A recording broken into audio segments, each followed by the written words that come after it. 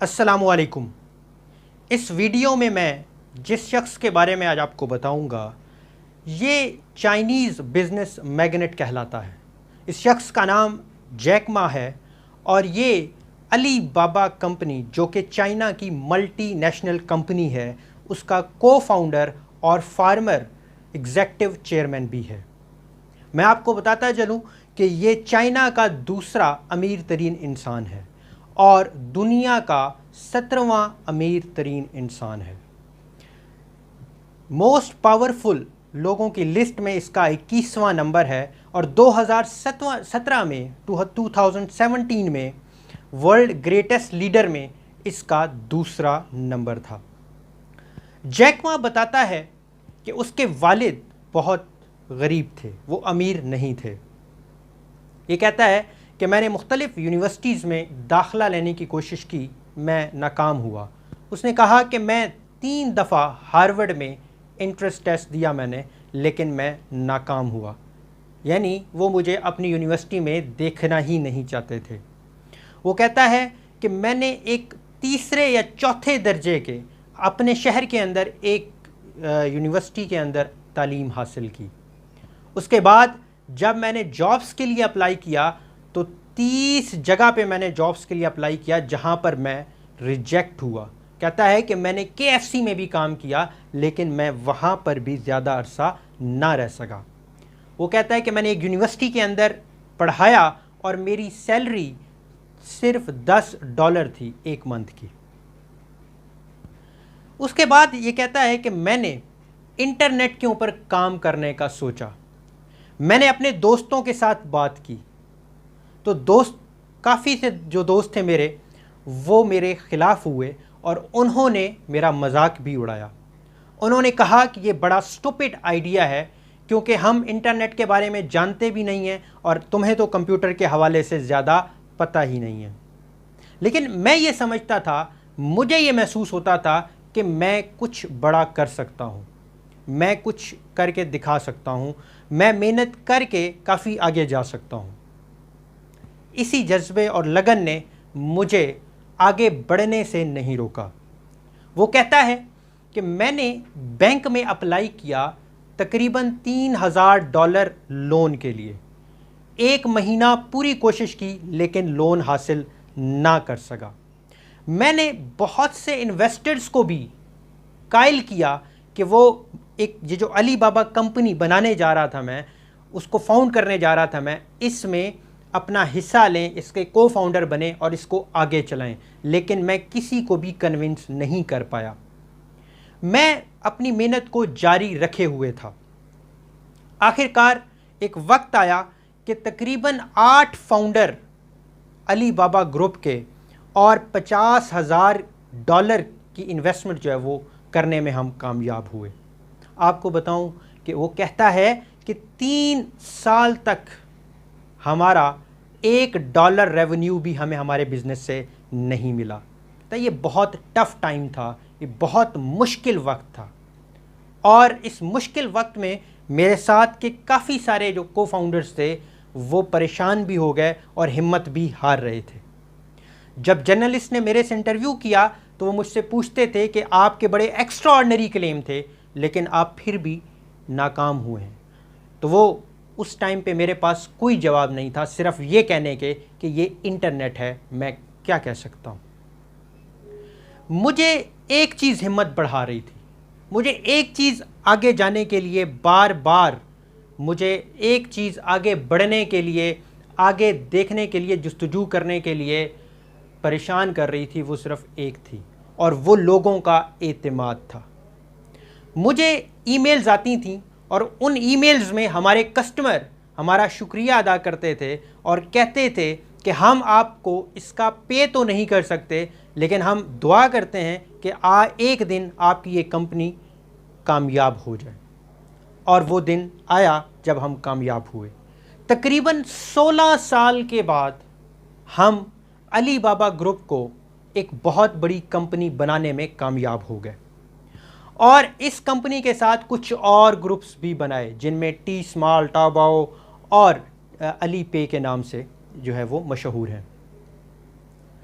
वो ये कहता है कि दुनिया के जितने भी अजीम लोग हैं, दुनिया के जितने भी अमीर तरीन लोग हैं, वो अपने फ्यूचर के हवाले से ऑप्टिमिस्टिक होते हैं। वो कभी कंप्लेन नहीं करते, वो हमेशा दूसरों की प्रॉब्लम को सॉल्व करते हैं। उसने बड़े अमीर तरीन लोगों का जिक्र किया, जिनमें बिल गेट्स, मार्क ज़करबर्ग का जिक्र भी था, तो उनके हवाले से उसने ये बात की। एक मोटिवेशनल स्पीच के दौरान उसने बताया कि ये लोग इसलिए कामयाब हुए कि ये दूसरों के मुकाबले में डिफरेंट तरीके से सोचते थे। वो कंप्लेंट्स नहीं करते थे, बल्कि वो कंप्लेंट्स के अंदर से अपॉर्चुनिटीज़ देखते थे, अपॉर्चुनिटीज़ ढूंढते थे। मेरे पास अक्सर लोग आते हैं, जैक मा का कहना है कि मेरे पास अक्सर लोग आते हैं और मुझसे कहते हैं कि हमारे पास जॉब नहीं है, हमारे पास अपॉर्चुनिटी नहीं है। तो मैं उनसे कहता हूँ कि आपके पास सबसे बेहतरीन एसेट, सबसे बेहतरीन असासा है, और वो असासा ये है कि आप यंग हैं। आप कंप्लेन मत करें। जहाँ कोई कंप्लेन करता है उस कंप्लेन के अंदर अपॉर्चुनिटी छुपी होती है। वो कहता है कि अगर आपने कामयाब होना है तो दूसरों से पहले सोचें, उनसे पहले जागें और उनसे ज़्यादा ब्रेव हों। ये कहता है कि प्रैक्टिस ने मुझे इस काबिल बनाया कि आज मैं दुनिया का कामयाब तरीन इंसानों में से एक हूँ। वो कहता है कि मैं जब छोटा था, यंग था, तो मैं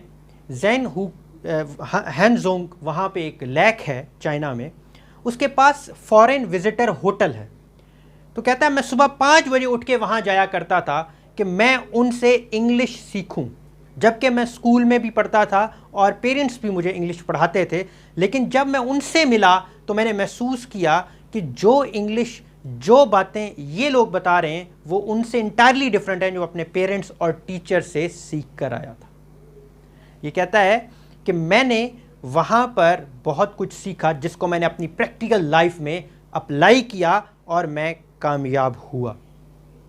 इसका कहना है कि अगर आपने कामयाब होना है तो यही सीढ़ी जो ऊपर आपको लेकर जा रही है, अगर आप मेहनत नहीं करेंगे तो वही सीढ़ी आपको वापस नीचे भी लेकर आ जाएगी। ये शख्स कहता है कि इंसान गलतियां करता है और अजीम इंसान बहुत गलतियां करते हैं, लेकिन उन गलतियों से वो सीखते हैं, उन गलतियों का वो जायज़ा लेते हैं और अगली दफ़ा जब वो उस पर काम करते हैं तो वो पुरानी गलती को नहीं दोहराते। ये कहता है कि जब आप, वो ये समझता है कि जब भी आप कोई काम करने लगें तो ये अपने दिमाग में बिठा दें कि फेलियर जो है वो ज़रूर आएगा और ये फेलियर ही आपकी सक्सेस की एक दिन वजह बनेगा, क्योंकि वो इस बात पे बिलीव करता था कि फेलियर इज़ अ की टू सक्सेस। उसके बाद वो ये बात करता है कि मैं जितने भी यंग लोग हैं उनको मोटिवेट करता हूँ, उनको कहता हूँ कि आपके पास करने को बहुत कुछ है। वो कहता है कि मैंने कई यंग पीपल्स देखे हैं, यंग लोग देखे हैं, जो कि एक शाम को या एक रात के वक्त उनके पास बहुत फैंटास्टिक आइडियाज़ होते हैं, लेकिन अगले दिन फिर वो उसी रूटीन में अपने ऑफिस में चले जाते हैं।